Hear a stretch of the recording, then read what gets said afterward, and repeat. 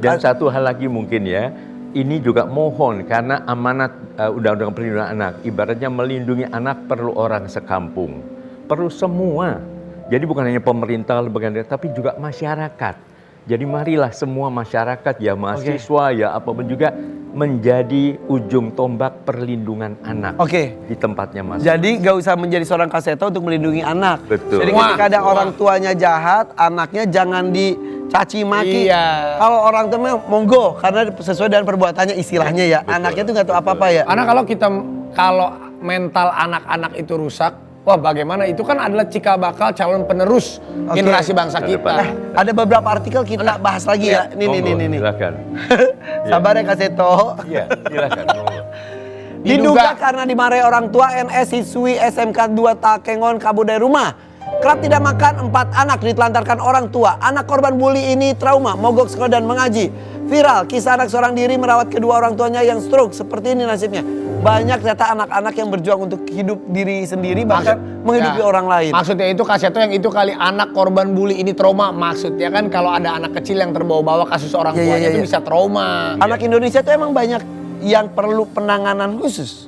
Sangat banyak. Makanya salah satu gagasan kami tahun 2011 ya, jadi 11 tahun yang lalu, kami mencanangkan suatu gerakan nasional Sasana, Saya Sahabat Anak. Sasana, ya, oke. Jadi semua jadi sahabat anak, lalu lembaga perlindungan anak ini mohon dibentuk oleh masyarakat di tingkat yang paling awal, yaitu di RT dan RW. Oke. Jadi akhirnya Kota Tangsel, Tangerang Selatan pernah dapat rekor muri sebagai kota pertama di mana seluruh RT-nya sudah dilengkapi dengan seksi perlindungan anak. Wow. Nah, kita kampanyekan namanya Sparta, Seksi Perlindungan Anak Tingkat Rukun Tetangga. Dari mulai pemerintahan paling kecil istilahnya ya. Di atas keluarga, dan itu RT masyarakat sendiri. Ya. Artinya kan ada amanat undang-undang kan.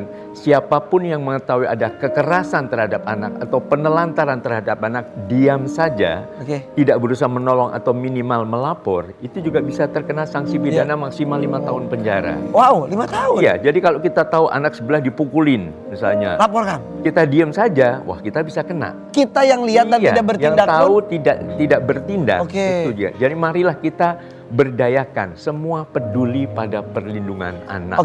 Itu kan secara fisik, secara mental kan sekarang tuh isu mental health itu ya, tidak hanya di Indonesia, bahkan di negara-negara maju sebelumnya.